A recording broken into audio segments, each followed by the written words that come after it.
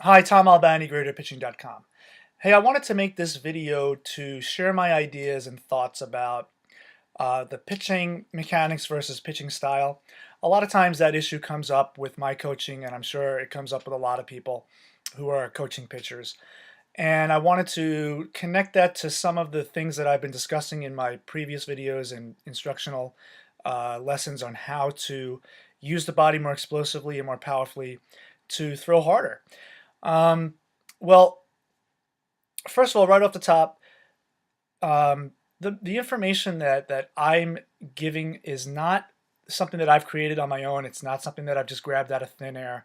This has come from many years of research through literature, um, online stuff, and I've been lucky enough to find a handful of coaches who are very knowledgeable. And these guys are connected to some of the best biomechanists and kinesiologists in the country. And they have basically built their empire on the science of throwing. So we're talking about guys like Dr. James Andrews and Dr. Fleissig and Angel Borelli. Um, they are like pioneers in the field, and we have gained a lot of knowledge over the years on the pitching delivery because they actually specialize in pitching.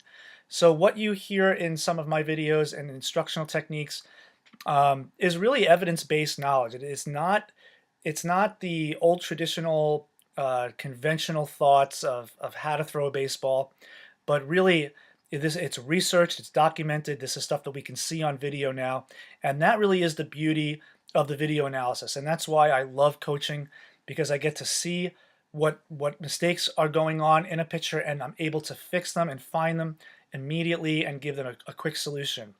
So let's get to some pitching mechanics. What do I look for as a pitching coach? I look for certain checkpoints in the delivery where they need to be in order to produce the most velocity.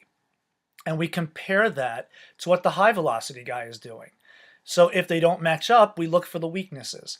And in most cases, we see that there's functional weakness. There's just not enough strength in the area of that body. So when you see a high velocity pitcher, these guys are throwing with all that they've got, but they're also preserving their arm. So they're doing a lot of good things right. But in order to get into the positions that they're in, it takes a tremendous amount of force and strength in their body. So when we're talking about mechanics, we're talking about how we execute these mechanics. If a pitcher can't execute their mechanics, it's most likely a functional issue. It's a strength issue, a weakness in the area, a part of the body where the kinetic chain is getting cut or disrupted, so they're losing energy somewhere.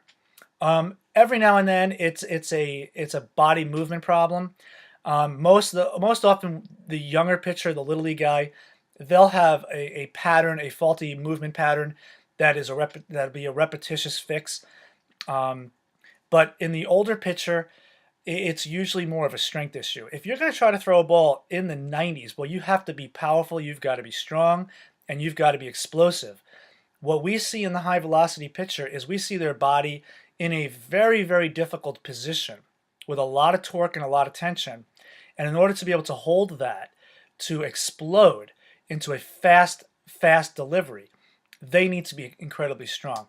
So when there's a mechanical fault, we can spot it right away, and we can come up with a really quick solution to fix that fault through the video analysis. I shouldn't say it's a quick solution. I should say that that we can find the fault quickly, and we can implement a strategy that would target that area.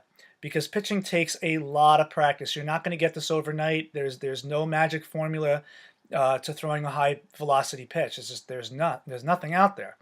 So when we're talking about style, we're talking about parts of the delivery where we're probably not going to change much.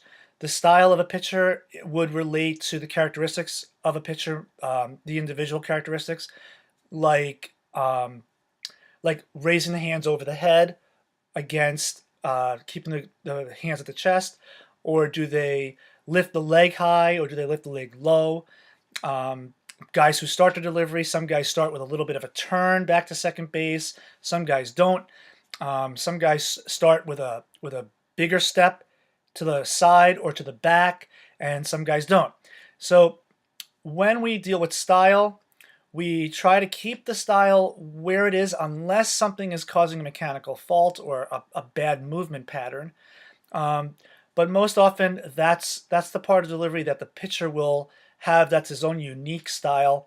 But when we're looking for specific checkpoints, that's where we make the change. That's where we discover the weaknesses, where we need to fix things, and where the kinetic chain may be disrupted, where they're losing a lot of velocity.